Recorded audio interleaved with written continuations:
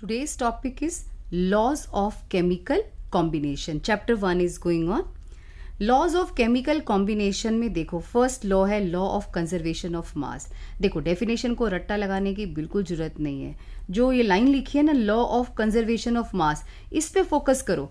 Law of conservation of mass, mass conserve रहेगा, यानी कि ना डिक्रीज होगा ना इंक्रीज होगा. किस में? केमिकल रिएक्शन में. हो गई definition. It states that mass can neither be created nor be destroyed in any chemical reaction. That's it. ये हो गया लॉ ऑफ कंजर्वेशन ऑफ मास. कोई भी रिएक्शन होगी, मान लो A से B बना, A का मास B के मास के इक्वल होगा. That's it.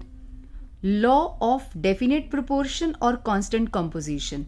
फिर से मैं बार बार कह रही हूं कि आपने डेफिनेशन के रट्टे नहीं लगाने हैं, समझ के करो. Law of definite proportion. Definite proportion किसका? एलिमेंट्स का. किस में? कंपाउंड में. बस इंग्लिश में ट्रांसलेट कर दो. It states that a compound always contains a fixed ratio of its constituent elements by mass. यानी कि एक कंपाउंड में उसके जो एलिमेंट्स होते हैं उनका जो मास होता है उनका रेशियो फिक्स होता है. वाटर में हाइड्रोजन 2 क्यों है? क्योंकि एक हाइड्रोजन का मास होता है 1 ग्राम, 2 का हो गया 2 ग्राम. ऑक्सीजन का मोलर मास होता है 16, तो 1:8 का रेशियो है. आप ये वाटर कहीं से भी पकड़ के लाओ, लेक का, रिवर का, पॉन्ड का, इंडिया, जापान, चाइना, तो हर बार इसका जो रेशियो होगा ना वो डेफिनेट होगा. Law of definite proportion. Definite proportion किसका? एलिमेंट का. किस में? कंपाउंड में. कैसे? By mass. CO2 में कार्बन और ऑक्सीजन, कार्बन 12 है, ऑक्सीजन 32, सो रेशियो क्या है? 3:8, और ये फिक्स रहेगा. Okay. Law of multiple proportion. Third law है law of multiple proportion.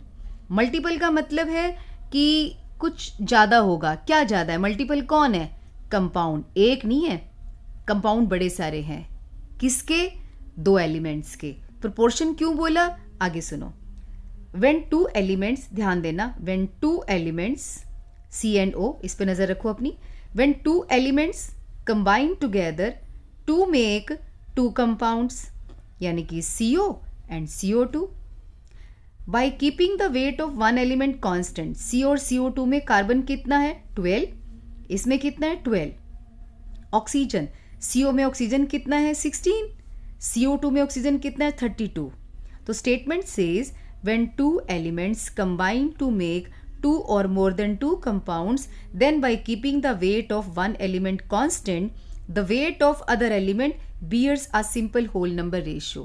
Means carbon के वेट को फिक्स कर दो, ऑक्सीजन का जो वेट है उसका आप रेशियो निकालो तो सिंपल होल नंबर रेशियो आएगा. होल नंबर का मतलब 1.5 नहीं आएगा, 1.2 नहीं होएगा, होल मीन्स पूरा 1 and 2 आएगा. Next example, H and O मिलके बनाते हैं H2O and H2O2. H2O में हाइड्रोजन कितना है? 2. इसमें कितना है? 2. ऑक्सीजन कितना है? 16. इसमें कितना है? 32. इनका रेशियो निकाल दो. एक का वेट हमने कांस्टेंट कर दिया, दूसरे के वेट का जब हम रेशियो निकालेंगे सिंपल होल नंबर रेशियो आएगा. नेक्स्ट है हमारा Gay-Lussac's law of gaseous volume.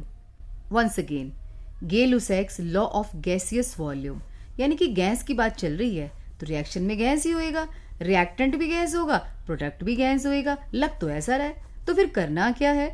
When gases react to make gaseous products, then volume of reactants and products bear a simple whole number ratio.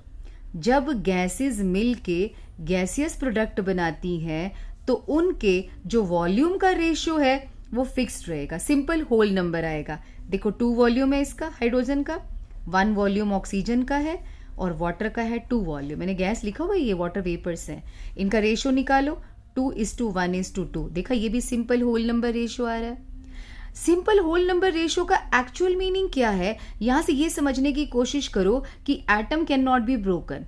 Atom आधा नहीं होता है, पौना नहीं होता है और 0.25 भी नहीं होता है. यहां से ये कंक्लूजन निकलता है. ओके. नेक्स्ट है एवोगैड्रोज लॉ. एवोगैड्रो ने कहा था 3 कंटेनर लो, 4 लो, 5 लो, सभी का वॉल्यूम सेम है. मेरे बनाने में गलती हो सकती है बट वॉल्यूम सेम है सभी का. टेम्परेचर भी सेम है, प्रेशर भी सेम है. इसमें तुम भरो हाइड्रोजन गैस, इसमें भर लो हीलियम, इसमें भर लो जिनोन। इसका साइज नन्ना सा होता है, हीलियम का थोड़ा सा बड़ा होता है और जिनोन का बहुत बड़ा होता है, तो भी तीनों में सेम नंबर ऑफ मॉलिक्यूल्स होंगे। कितनी सरप्राइजिंग बात है, मॉलिक्यूल का साइज छोटा है या बड़ा है लेकिन आएंगे same. It states that equal volume of all the gases, gases का मतलब कंटेनर होता है, वॉल्यूम ऑफ गैस का मतलब कंटेनर का वॉल्यूम होता है। It states that equal volume of all the gases contain equal number of molecules under similar conditions of temperature and pressure। तो एवोगैड्रो नंबर क्या होता है, यहीं से हमें एवोगैड्रो नंबर मिला था जिसकी वैल्यू है 6.022 इंटू 10⁻23। 5 लॉज हो गए। इन 5 लॉज के बाद डाल्टन की थ्योरी आई। डाल्टन्स थ्योरी, पॉस्टुलेट्स का मतलब होता है पॉइंट्स क्या है। देखो डाल्टन ने क्या क्या पॉइंट उठाए। He said all matter is made up of indivisible atoms। दुनिया में कोई भी मैटर मीन्स कोई भी सब्सटेंस है फाइनली किसका बना होता है, एटम्स का। अब आपके सामने मैं 2 एलिमेंट रखती हूँ, यहाँ पे सिल्वर है और यहाँ पे आयरन है। आयरन में सारे एटम्स एक जैसे होंगे, सिल्वर में भी एक जैसे होंगे, लेकिन इसके एटम और इसके एटम के साइज में, मास में और उसमें फर्क होएगा। Okay, so all the atoms of an element are similar in size and mass. The atoms of different elements have different size and different mass। मैंने अभी तो बताया आपको। ओके, इनके एटम्स यानी कि 2 डिफरेंट एलिमेंट के एटम्स मिलकर कंबाइन होकर कंपाउंड भी बनाते हैं। The atoms of different elements combined in a fixed ratio by mass to make a compound, जैसे कि हाइड्रोजन और ऑक्सीजन। अगर इनका रेशो देखा जाए, हमने 2:18 देखा था ना, तो 2:16, 1:8 की रेशो में हमेशा कंबाइन करेंगे।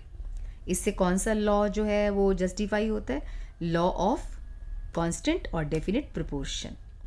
इन a chemical reaction there is simply the reorganisation of atoms, neither they are created nor be destroyed. Law of conservation of mass कहते हैं जब हम वाटर बनाएंगे ना, जैसे H2 + O2 का रखेंगे, H2 + हाफ ऑफ O2 हमें मिलेगा H2O। देखो हुआ क्या है, ऑक्सीजन यहाँ से हट के यहाँ आ गया, रीऑर्गेनाइजेशन हो गई है और कुछ भी नहीं हुआ है। राइट, आपके लॉज ऑफ केमिकल कॉम्बिनेशन भी हो गए। नेक्स्ट टॉपिक हम कर लेंगे, इनको आप लर्न कर लेना इनकी वर्ड से, जो इनका लिखा हुआ है ना, ऊपर वर्ड लिखा होता है, सॉरी लाइन लिखी होती है, उस लाइन से आप इनके जो स्टेटमेंट्स हैं उनको आप लर्न करेंगे। ओके।